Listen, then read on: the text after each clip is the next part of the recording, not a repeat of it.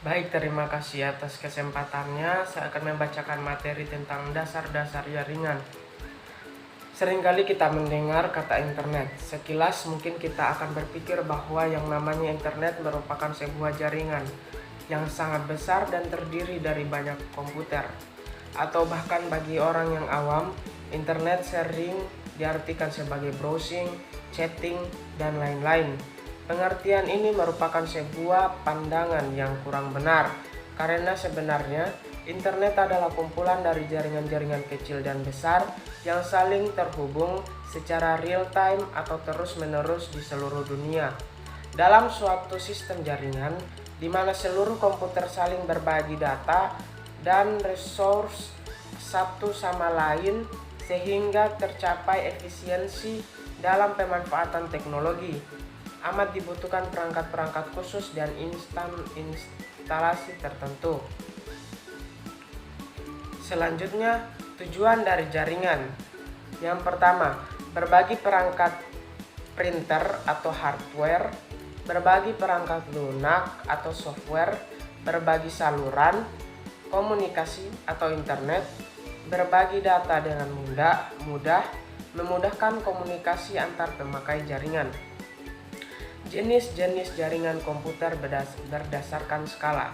Secara umum, berdasarkan skalanya, jaringan komputer dapat dibagi menjadi 4 klasifikasi, yaitu yang pertama, Local Area Network atau LAN adalah jaringan berskala relatif kecil dan dibatasi oleh batasan geografis tertentu, misalnya seperti sebuah perkantoran di sebuah gedung atau sekolah dan biasanya tidak jauh dari sekitar 1 atau 2 km. Yang kedua, Metropolitan Area Network atau MAN. Metropolitan Area Network atau MAN adalah jaringan yang berskala lebih besar dari LAN, tapi masih dalam satu kota. Jangkauan dari MAN ini antara 10 sampai 50 km. MAN ini merupakan jaringan tepat untuk membangun jaringan antar kantor-kantor, pabrik, atau instansi dalam satu kota yang berbeda yang berada dalam jangkauan. Yang ketiga, Wide Area Network atau WAN. Wide Area Network adalah jaringan yang lingkupnya mencapai area geografis yang luas, di mana hal ini biasanya sudah menggunakan sarana satelit ataupun kabel bawah laut. Sebagai contoh, keseluruhan jaringan suatu bank yang ada di Indonesia ataupun yang ada di negara-negara lain menggunakan sarana WAN untuk saling terhubung. Biasanya WAN agak rumit dan sangat kompleks, menggunakan banyak sarana untuk menghubungkan antara LAN dan WAN ke dalam komunikasi global secara internet, seperti internet. Yang keempat, Internet Network atau Internet. Internet Network merupakan kumpulan jaringan secara global yang terkoneksi menggunakan mesin yang disebut gateway, yang berfungsi sebagai penerjemah antar jaringan yang tidak kompatibel. Bentuk internet yang umum adalah kumpulan dari LAN yang dihubungkan oleh WAN yang saling terkoneksi di seluruh dunia menjadi suatu jaringan yang sangat luas. Baik, saya akan lanjut ke materi berikutnya, yaitu jenis topologi jaringan internet. Yaitu yang pertama, topologi bus. Jenis topologi bus ini menggunakan kabel tunggal. Seluruh komputer saling berhubungan secara langsung hanya menggunakan satu kabel saja. Kabel yang menghubungkan jaringan ini adalah kabel koaksial dan diletakkan menggunakan T-konektor. Untuk memaksimalkan penggunaan jaringan ini sebaiknya menggunakan kabel fiber optik karena kestabilan resistensi sehingga dapat mengirim data lebih baik. Yang kedua, topologi ring. Jenis topologi ring ini seluruh komputer dihubungkan menjadi satu, membentuk lingkaran atau ring yang tertutup dan dibantu oleh token. Token berisi informasi yang berasal dari komputer sumber yang akan memeriksa apakah informasi tersebut digunakan oleh titik yang bersangkutan. Jika ada, maka token akan memberikan data yang diminta oleh titik jaringan dan menuju ke titik berikutnya. Seluruh komputer akan menerima setiap signal, informasi yang mengalir. Informasi akan diterima jika memang sudah sesuai dengan alamat yang dituju, dan signal informasi akan diabaikan jika bukan merupakan alamatnya sendiri. Dengan kata lain, proses ini akan berlanjut terus hingga sinyal data diterima di tujuan. Yang ketiga, topologi star. Pada topologi jenis star ini, setiap komputer langsung dihubungkan menggunakan hub, di mana fungsi dari hub ini adalah sebagai pengatur lalu lintas seluruh komputer yang terhubung. Karena menggunakan proses pengiriman dan penerimaan informasi secara langsung, inilah yang menyebabkan biaya pemasangannya juga tinggi. Yang keempat yaitu topologi tree. Topologi tree ini merupakan hasil pengembangan dari topologi star dan topologi bus yang terdiri dari kumpulan topologi star dan dihubungkan dengan satu topologi bus. Topologi tree biasanya digunakan atau disebut juga topologi jaringan bertingkat dan digunakan interkoneksi antar sentral. Pada jaringan ini memiliki beberapa tingkatan simpul yang ditetapkan dengan satu hierarki. Gambarannya adalah semakin tinggi kedudukannya, maka semakin tinggi pula hierarkinya. Setiap simpul yang memiliki kedudukan tinggi dapat mengatur simpul yang memiliki kedudukan yang rendah. Data dikirim dari pusat simpul, kemudian bergerak menuju simpul rendah dan menuju ke simpul yang lebih tinggi terlebih dahulu. Yang kelima, topologi mesh atau jala. Topologi mesh merupakan rangkaian jaringan yang saling terhubung secara mutlak, di mana setiap perangkat komputer akan terhubung secara langsung ke setiap titik perangkat lainnya.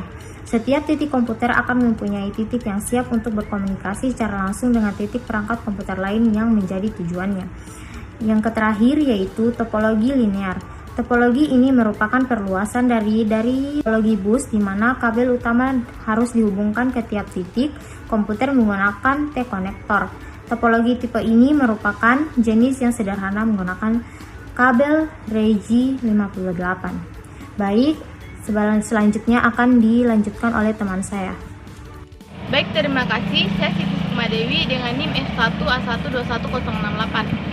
Di sini saya akan menjelaskan materi tentang surat elektronik, telekonferensi, dan pesan instan. Pertama, surat elektronik. Surat elektronik atau pos elektronik adalah sarana kirim mengirim surat melalui jalur jaringan komputer, misalnya internet. Dengan surat biasa, umumnya pengirim perlu membayar per pengiriman dengan membeli perangko. Tetapi surat elektronik umumnya biaya yang dikeluarkan adalah biaya untuk membayar sambungan internet.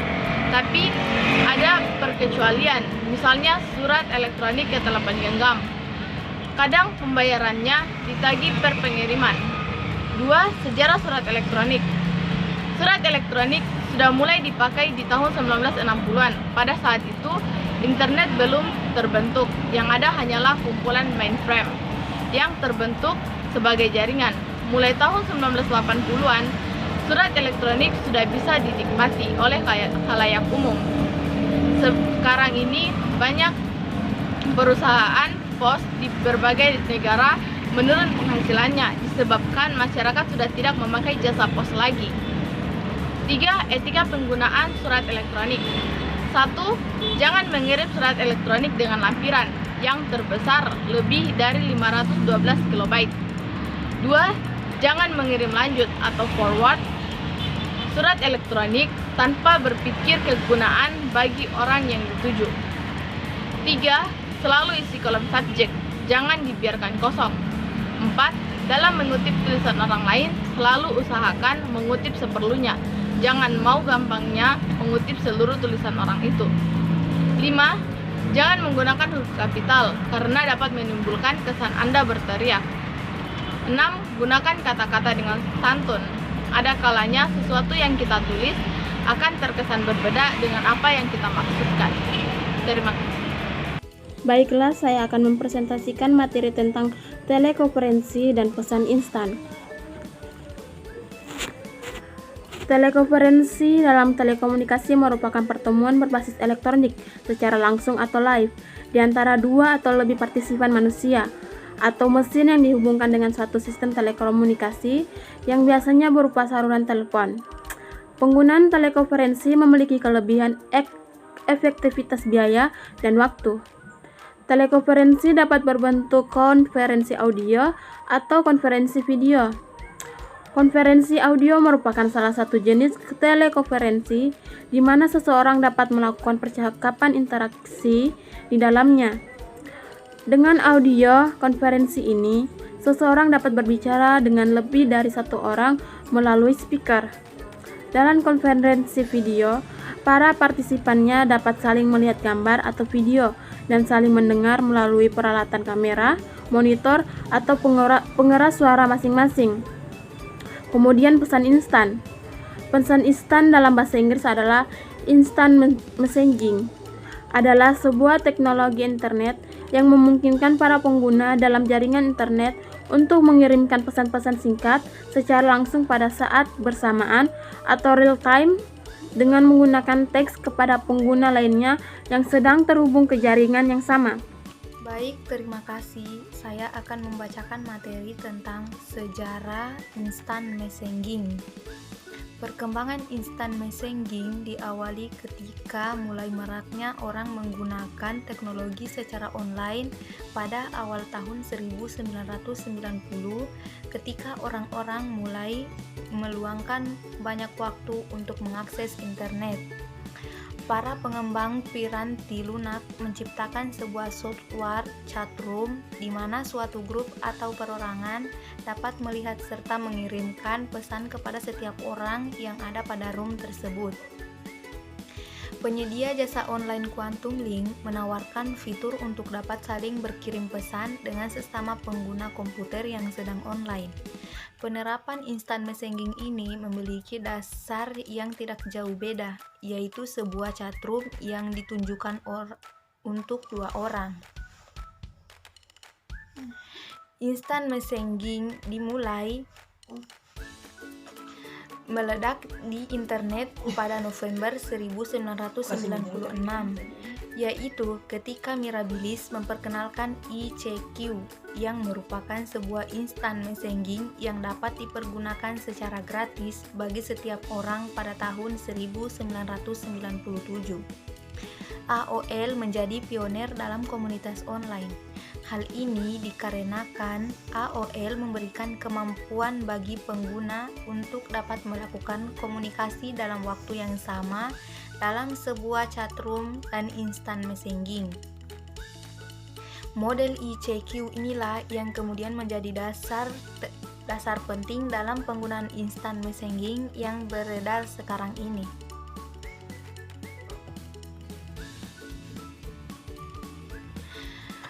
Penggunaan instant messaging. Penggunaan instant messaging ini dapat dilakukan melalui langkah-langkah. Yang pertama, jika komputer Anda belum memiliki piranti lunak IM, maka Anda harus mengunduh piranti lunak IM dulu. Kedua, setelah piranti lunak berhasil diunduh, Anda harus menginstalnya.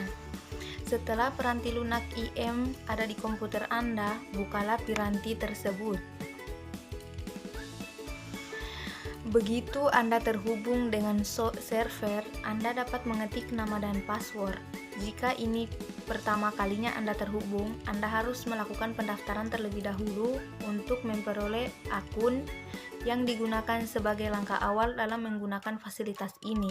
Lalu, server akan membuat file secara temporari yang akan mengoneksikan informasi untuk Anda dan list kontak yang Anda miliki. Lalu akan dilakukan penyinchronisasian dengan para pengguna yang ada dalam kontak list Anda dan akan menandai para pengguna yang sedang online. Kemudian, Anda dapat mengklik nama orang yang sedang online tersebut dan sebuah halaman akan terbuka sehingga Anda dapat menuliskan pesan dan Anda dapat memulai percakapan. Ketika percakapan Anda telah selesai, Anda dapat menutup halaman percakapan Anda dan Anda dapat mengakhiri koneksi serta keluar dari aplikasi tersebut. Seiring dengan peningkatan kebutuhan para pengguna, IM terus mengalami inovasi dari tahun ke tahun. Pada umumnya, setiap piranti lunak IM memungkinkan para penggunanya untuk berbagai file. Selain itu, AOL, Yahoo, Google, dan MSN telah menggunakan piranti lunak IM. Para pengguna juga dapat memperoleh pemberitahuan apabila ada email yang masuk. Pada umumnya, sejumlah piranti lunak IM memungkinkan para penggunanya untuk saling berbicara layaknya telepon maupun melakukan konferensi menggunakan video. Baik, terima kasih. Saya Supriyadin dengan NIM F1A121014. Di sini saya akan memaparkan materi tentang perkembangan teknologi. Teknologi hadir menjadi bagian hidup manusia. Manusia seolah tak bisa berfungsi tanpa adanya teknologi. Berbagai aspek kehidupan mulai dari belanja, bekerja, hingga mencari informasi semuanya dilakukan dengan bantuan teknologi. Dalam waktu yang sangat singkat, teknologi telah meledak di pasaran dan penggunaannya semakin meningkat. Bahkan hingga membuat banyak orang yang tidak bisa tanpa teknologi.